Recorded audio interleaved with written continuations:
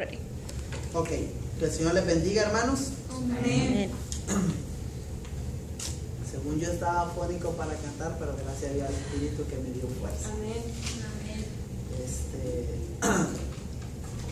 Quiero decirles y compartirles algo. Que como iglesia, como misión, estamos siendo seguidos por una iglesia en México. ¿Ok? Es la iglesia donde va mi hermano. Y quiero adelantarles algo un poquito más, que en el sentido mío, para mí me es de bendición. Las predicaciones que estamos dando los domingos, llamada la serie Los 10 Mandamientos, es una serie que van a tomar ellos de parte nuestra para enseñarla. Porque le está haciendo de edificación lo que es las clases. Y pues en este caso ellos vieron, el pastor, mi hermano que está como líder de jóvenes, vieron la importancia de volver a retomar el estudio de los 10 mandamientos. Y pues claro, Dios le da a ellos lo que deben de predicar en cuanto a los 10 mandamientos, pero también pues si ellos pueden aprender un poquito de nosotros, pues lo van a también aprender. Amén. Que nosotros todos practicamos eso, ¿verdad? ¿Quién no a veces se pone y prende la computadora? Este es un buen predicador y hace anotaciones y ok, a veces agarramos puntos de ellos porque es la palabra de Dios, es la palabra de Dios. Entonces ellos van a hacer eso. Y eso pues para mí me es de grande dicha que Dios nos honre como siendo ejemplo para otras personas. Amén. Y en este caso para otro país que es hasta México, ¿verdad? Así es que gocémonos. Estamos viendo la clase. ¿Qué clase estamos viendo los jueves? Los martes estamos con escatología, pero los jueves estamos con otra clase que es la fe, un estilo de vida. Y aprendimos, oigan los niños también aprenden de eso, de que la palabra de Dios dice que sin fe es imposible agradar a Dios. Entonces usted levanta la mano y dice, hermano, entonces si yo vivo sin fe toda mi vida en la iglesia, nomás porque me gusta ir a aplaudir, a cantar, y a los jóvenes, pues estoy hasta en el grupo de alabanza, o sea, todo eso, y predico, pero si vivió sin fe, pues usted nunca estuvo, ¿qué? Agradando a Dios. ¿Están escuchando los niños? Que para agradar a Dios, si ustedes quieren agradar a Dios, ustedes tienen que creer en Dios. Estuvimos hablando la vez pasada acerca de un tópico que fue el primer tópico, que era el inciso A, motivos para vivir en fe. Y el inciso A era de que la fe es un llamado de Dios. Es un llamado de Dios.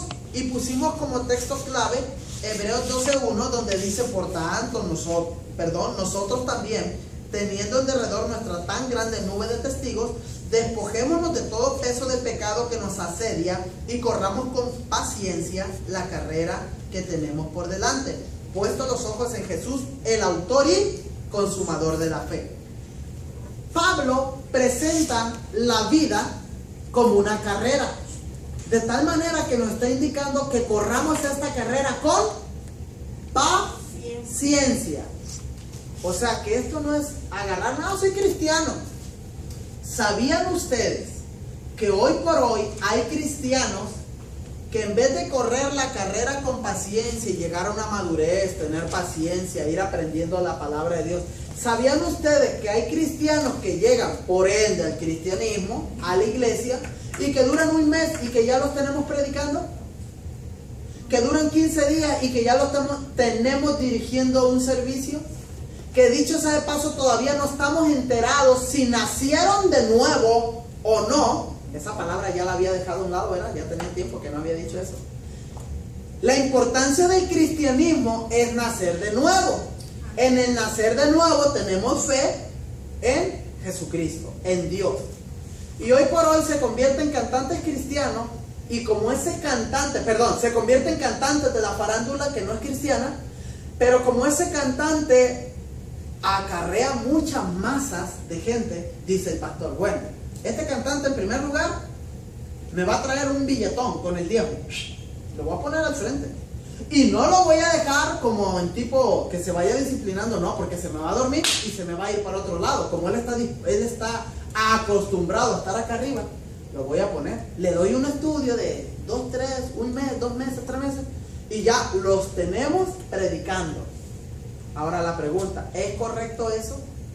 Quizá no sabe, no tiene la fe, no tiene las bases bíblicas, no está bien fundamentado. Y otra cosa, no ha sido llamado, ni nacido de nuevo, ni llamado a predicar, y ya los tenemos arriba. Mucho cuidado con eso.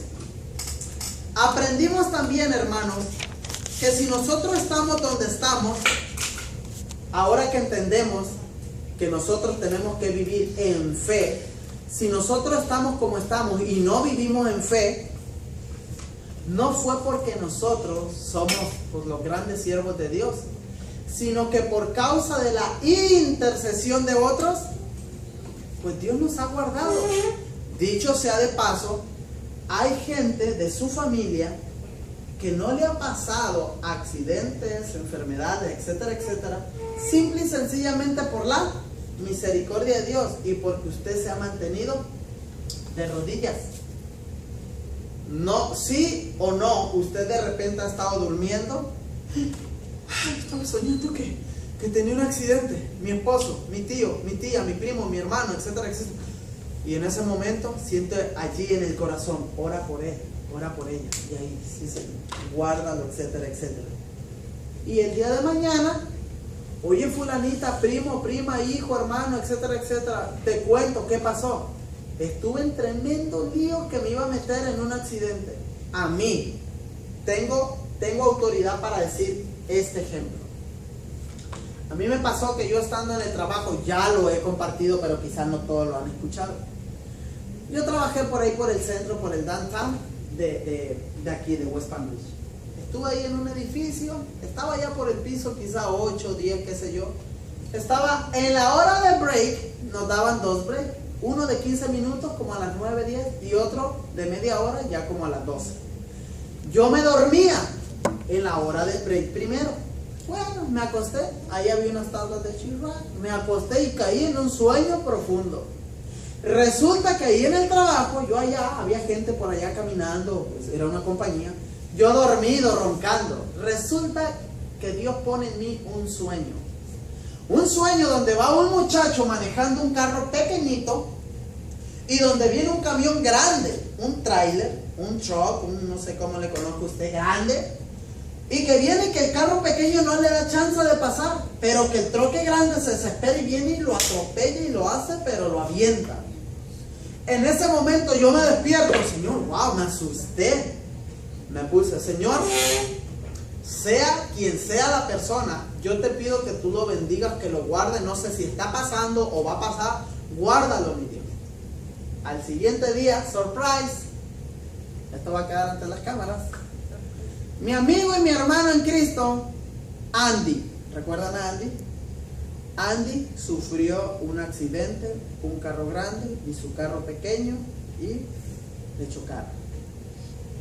Dios pone en nuestros corazones para interceder por otras personas. O sea, que lo que estoy diciendo no son chistes, no son inventos, esto existe, la Biblia lo registra. Hay que orar, hay que interceder. Amén. Bueno, entonces nos quedamos, ya para comenzar la clase de hoy, en el inciso B. Fue el A, ahora es el B. Dice el tópico: la fe es parte de la naturaleza de Dios. No vivir en fe es vivir en contra de lo que Él es. Y ahí nos quedamos, ¿recuerdan? Ahí nos quedamos. Ahora sígame con su oído. Escúcheme lo que vamos a aprender de este tópico. La carta a los Hebreos dice que Dios hizo el universo por la palabra. ¿Dios cómo constituyó el universo? Por la palabra. Y que sustenta el universo por la palabra. En ambos casos, el término griego que se utiliza fue rema. En vez de palabra, o sea, es rema, que indica una palabra dictaminada en fe. O sea, Dios dijo, sea el universo, así, un ejemplo, sea el universo, ¡fum!, se hizo el universo. ¿Cómo se le llama esa palabra dada por el Señor? Una palabra rema. La palabra rema, dictamen de Dios. Por la fe entendemos haber sido constituido el universo por la palabra rema de Dios. Hebreos 11:3. Igualmente dice, Dios sustenta todas las cosas con la palabra rema de su poder. Hebreos 1:3. Dice, el verbo sustentar que aparece en el pasaje viene del griego ferón, que indica el acto de sostener como con el puño todas las cosas creadas, de forma que si la suscita todo se volvería a la nada. Todo sería un caos. La idea es dar a entender que aquel por medio de cual fueron creadas todas las cosas es también el mismo por quien son conservadas. Esto es, por una palabra creativa y sustentadora llena de fe, es decir, sustentar no solo tiene que llevar con la creación, no solo tiene que ver con la creación, sino con el mantenimiento de lo creado, y todo se da por fe. En pocas palabras, no sé si usted se ha preguntado, hay leyes de la física que indican que todo movimiento tuvo al principio una fuerza. Digamos, usted agarra una canica, según la proporción de la fuerza va a ser el avance de la canica, pero tarde que temprano se va esa canica a parar. Entonces, si usted agarra un tronco, lo usa. Si usted agarra una pelota, le da vuelta, le pega, según la proporción de la fuerza, va a ser lo lejos o lo cerquita que se vaya. Bueno, pues resulta que eso es la física. Pero usted nunca se ha preguntado, esto es para los ateos y para aquellos que dicen, Dios no existe. Porque las mismas leyes físicas indican que si el mundo no ha sido sustentado, ¿por qué? Por alguna fuerza que alguien dio, ¿por quién está siendo sustentado? Que tiene ya miles y miles y miles de años que ese mundo está siendo, ¿qué? Sustentado por Dios. Porque se supone que si alguien le dio vuelta al mundo, ¡fum!, vamos a darle vuelta al mundo, y está dando vuelta, se supone que un día tenía que pararse. Pero, ¿qué es lo que estamos aprendiendo? Que la palabra de Dios sustenta el universo. Y usted ve cometas, usted ve las constelaciones, las estrellas se mueven, y todo el sistema solar, cómo se mueve. Está Júpiter, Saturno, Urano, Neptuno, Plutón, la Tierra, Marte, Sol, todo, está todo. Y en una perfección que está. Y usted dice, entonces, ¿por qué los ateos dicen que no existe? Pero bueno, ellos dicen que todo viene de un boom, de una explosión. Si fuese una explosión, pues ya se hubiera parado, ¿verdad? ¡Pum! Hasta ahí terminó. Pero bueno, están un poquito locos. Si nosotros nos llaman locos, ellos no son locos, nada más que le tiran piedra a los aviones. Vamos a ver.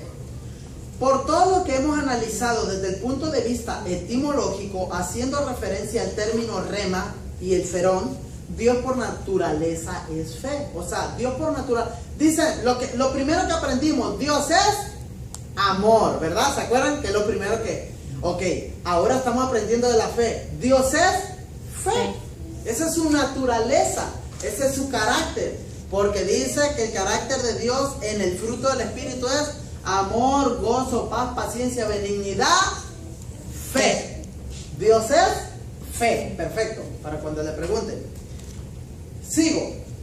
Por otra parte, Jesús hace referencia a la fe de Dios según las versiones modernas de la Biblia. En Marcos 11:22, Jesús dijo, tened fe en Dios. Pero en el texto original no lo expresa de esta forma, sino que dice, tened la clase de fe que tiene Dios. Ay, mamá. O sea que no es la misma. Un texto reza, lo tradicional, tened fe en Dios, nada más, tened fe en Dios. Pero el original, el escrito original griego dice, tened la clase de fe que tiene Dios. O sea, que cuando hablamos del fruto del Espíritu, cuando hablamos amor, gozo, paz, paciencia, benignidad, fe, no nos está pidiendo cualquier tipo de fe. Sí, la fe que habita en Dios. De que aquella fe, cuando usted le habla, mira, aquí está un paralítico, ¿te gustaría orar por ello? En el nombre de Jesús te viene sobre aquel paralítico, guiado por el Espíritu, le impone las manos y ¡pum!, el paralítico se levanta. Mira que hay un niño que nació cieguito de nacimiento. Yo les voy a decir algo, hermanos. hay mucha necesidad en el mundo y a mí me conmueve y surgen muchas preguntas. Yo sé que en usted también, en este ejemplo que le voy a dar, y que siempre yo me he visto, no sé, o imaginado queriendo orar por una persona de estas. ¿Quién? Los niños que nacen con síndrome. Con esa clase de niños que nacen con síndrome. Digo yo, si Dios puede sanar un cáncer, si Dios puede sanar cualquier cosa, Dios es poderoso, para Él no hay nada imposible. Como para que tengamos ese reto, y piénsalo, analízalo, es un reto muy grande. Es de fe. Hasta ese momento, año 2015, estamos en febrero, yo personalmente no he sabido, marzo, perdón, gracias por la corrección. Hasta este momento yo no he sabido de ningún siervo de Dios que haya orado por alguna persona, niño, etcétera, etcétera, por una persona que tenga síndrome de Down. Nunca. Pero bueno, también Dios sabe, no lo sé. Hay muchas preguntas. Pero yo sé que Dios puede hacer. Amén. Dios puede hacer. Así es que, si Dios nos envió a enviar a los enfermos, el síndrome de Down es una enfermedad. Cuando Dios lo guíe y le diga, ¿sabes qué? Quiero que ores para que Él toque la puerta. Dicho sea de paso, les digo, les cuento, creo que más adelante va a estar. En una ocasión estaba un siervo de Dios. Fíjense lo que es fe. Esto es para que vayamos aprendiendo, porque la fe se tiene que practicar, no solamente es enseñada, sino vamos a ponerla en práctica tarde que temprano. Resulta que está un siervo de Dios en la casa, y estando orando le dice el Señor, quiero que vayas a la calle fulano de tal, al número fulano de tal, que vayas y ores por un niño que está padeciendo, está muy grave. Bueno, Señor. Ok, va el muchacho, va el hermano, va el siervo de Dios, toca, sigue adelante, ve la cara de aquella señora con lágrimas, triste. Dígame, ¿en qué le puedo servir? Discúlpame, señora, vengo de parte de Dios. El Señor me envió porque me dijo que aquí había un niño enfermo. Aquí había un niño enfermo y pues el Señor me envió para que orara por él. La señora se dolió. No, empezó a llorar. No, dice. ¿Y sabe qué es lo que le dice? Era mi hijo, dice. Era mi hijo, pero usted ha llegado tarde, dice. Acaba de morir hace unos minutos. Y se queda el Señor. Se queda pensativo y le dice, bueno, señora, hasta el día de hoy yo no he sabido de que Dios me envía a un lugar y que las cosas que me envían a hacer sean demasiado tardes, porque Dios sabe lo que hace. ¿Me permite? El niño estaba tirado, oró por él, le dijo, vida, ven a él, resucita, y resucitó. Hace años de este caso, hace años, está escrito. Entonces, ¿qué es lo que esto nos enseña? De que nosotros no debemos de ser guiados por los sentidos. Más adelantito lo vamos a ver, pero le estoy comentando esto para que usted vaya viendo cómo es lo que es la fe. Cuando Marta le dice al Señor Jesucristo, Señor Jesucristo, mi hermano murió, vamos a la tumba, ok, pero Señor, y él ya, ¿recuerdan? Señor, no le está diciendo, y si llegamos a lo mejor va a apestar porque ya tiene 4 días, no. Señor, y él ya. ¿Qué es lo que se le activaron a Marta? Ella está yendo por los sentidos. Por lo que huele, por lo que mira, por lo que siente. Es como, yo me imagino un Señor Jesucristo, no está registrado, pero yo no te pregunté que si veníamos a ver cómo estaba. Yo te dije que vinieras conmigo y me acompañaras. Señor, yo sé, él tenía comunión con Dios. Amén. Señor, yo oro para que esto, en pocas palabras, para que estos incrédulos, yo sé que tú me escuchas, pero para que esta bola de incrédulos vea, entienda lo que es una relación, una fe y un creer, en esta noche yo digo, Lázaro, levántate. ¿Y qué pasó, Lázaro? Se levantó. ¿Por qué se sustenta el mundo? Por la palabra. ¿Por qué nuestro cuerpo recibe vida? Por la palabra de Dios. Estaba todo putrefacto, la palabra es vida. Cuando todo estaba putrefacto, podrido, muerto, la palabra es vida. Lázaro, levántate. ¡Fum! Va para arriba. Hermano, ustedes ven esto en la Biblia, yo lo veo. Y lo vemos nosotros imposible y vemos como historietas de Walt Disney. Vemos historietas de Condorito. Una historia más. Y nos encanta. Y niños. Y Lázaro se levantó. Gloria a Dios. ¡Ey! Pero muchas de las veces no somos capaces de vivir esa experiencia cuando Dios nos guía a hacerlo. No estamos en la fe. Nomás lo contamos. Y Moisés abrió el mar. Y Elías hizo descender fuego del cielo. Se sabe de siervos de Dios que han estado. Incluso yo voy a poner un ejemplo mío.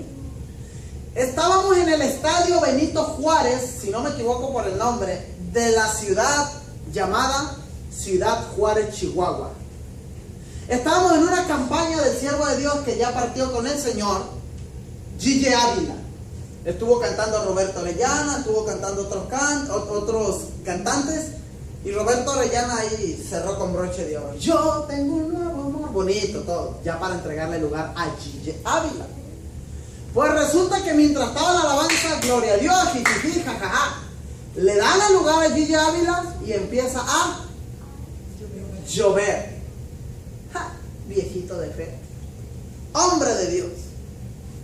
Y en el nombre de Jesús reprendo la lluvia y te digo detente, etcétera, etcétera. Le metí una oración de fe. ¿Y qué pasó por ahí? Esas nubes. Pero nosotros decimos, es que ellos oran y ayunan. Él se metió 40 días en ayuno y oración. No vea las obras para que el favor de Dios venga en usted. Vea el corazón, vea la intimidad. Este género no sale sino con oración, sino con oración. ¿Qué quiere decir la palabra oración? De estar ahí, Santa María, no, rezo, no. Es comunión, intimidad, compañerismo. Voy en el carro, Señor, aquí estoy, dame de tu gracia, quiero ser fiel. Estoy en el trabajo, Señor, ayúdame, Señor, siento que hay debilidades en mí, bendice a mi familia. Estoy con la comadre, con el compadre, Señor, úsame, guíame para hablar con ella palabra tuya, que en vez de chisme, que en vez de crítica, tu palabra está por delante, que me sustente tu palabra a mí siempre. O sea, intimidad con Dios. El caso es que cuando usted va caminando, se encuentra un paralítico y la sombra de usted lo levanta. ¿A qué me refiero? A una vida de intimidad, a una vida seria con el Señor. Pedro llegó a ese extremo. Era tanta la unción, era tanta la intimidad con el Señor, que eso es lo que hemos perdido nosotros, ¿verdad? Vamos a ser realistas. Una de las cosas que ha perdido la iglesia de Jesucristo en este tiempo y por la cual no estamos viendo la manifestación del Espíritu Santo en la vida de los hombres o de la iglesia es la intimidad. Porque nosotros estamos acostumbrados a hablar con el Señor, ¿en qué? En comunión. ¿Qué es comunión? Comunión es estar aquí, los hermanos juntos en armonía, coinonía, los hermanos juntos en coinonía, en armonía. Pero intimidad, las parejas cuando están en intimidad, ¿qué pasa? No hay lugar para terceras personas. La intimidad, eso indica que son solamente dos y la puerta cerrada. Eso indica que yo le voy a decir, esposita, voy a ir a tener intimidad con mi rey, con mi Señor. ¿Me disculpas? Claro que sí, mi amor, dale. Mientras más tiempo, pues más bendición. El Señor nos ayuda, nos bendice, te habla, me guías, te dirige, y hablar con el Señor. Y es por eso que la iglesia de Dios tiene muchos fracasos por ese tipo de cositas. Sigo. El apóstol Pablo en la carta de los Romanos alega que Dios llama a las cosas que no son como que sí. Aleluya. Romanos 4:17. Si tomamos en cuenta las características y los valores de estos textos, tendremos como indicativos, sin duda alguna, que Dios por naturaleza es fe y opera en fe. Por otra parte, hay que entender que todas las demandas de Dios son hechas cumplidos en Él. Debemos ser santos porque Él es santo. De la misma manera debemos vivir en fe porque Dios es fe. No hay cosas que degraden más a Dios que el hecho de que vivas dudando de Él. No creerle a Dios es alegar que Él es un mentiroso, y el apóstol Juan dice que de Dios no procede la mentira. ¿Escucharon eso? Nosotros, al no vivir en fe, degradamos a Dios en nuestra vida. No que lo degrademos, Él sigue siendo Dios, pero lo degradamos en el sentido de decir, no creo en ti, mi Señor, no hay nada en ti. Ok, el que no cree en Dios le ha hecho mentiroso porque no ha creído en el testimonio que Dios ha dado. 1 Juan 5:10. Ninguna mentira procede de la verdad. 1 Juan 2:21. Tópico número C. El tópico número C. Ya vimos el A, el B, ahora el C. Dice, la fe en la palabra es el complemento del Espíritu. Fíjense, la fe en la palabra es el complemento del Espíritu. Aquí usted va a aprender algo que lo va a poder poner en práctica muy rápido. Al decir que la fe en la palabra es el complemento del Espíritu, no es referirnos a que el Espíritu Santo, sin una palabra confesada en fe, no podrá llevar a cabo en nosotros su obra. En el griego existen 3 términos para hacer referencia a la palabra, que son logos, logión y rema. Logos es el pensamiento de Dios, una declaración del conjunto de los pensamientos de Dios, un discurso, una plática, dichos de instrucción, una palabra escrita, un testamento. Ese es el logos de Dios. Luego se lo puedo compartir más para avanzar. Logión.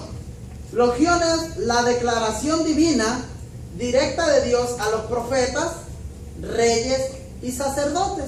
Logión. El contenido de la ley de Moisés en su sentido más completo es logión. Es el oráculo de Dios, la voz audible. O sea, logión es la voz audible. ¿Se acuerdan que Dios le hablaba a los profetas audiblemente? Eso era la logión, la voz audible del Señor. Amén. Y tenemos la última, que es rema. Los 10 mandamientos fueron logión, porque Dios le habló y ya lógico. La última es rema. Es una palabra específica y determinante, confesada en fe. Este es el término que Pablo utilizó para hacer referencia a la espada del Espíritu.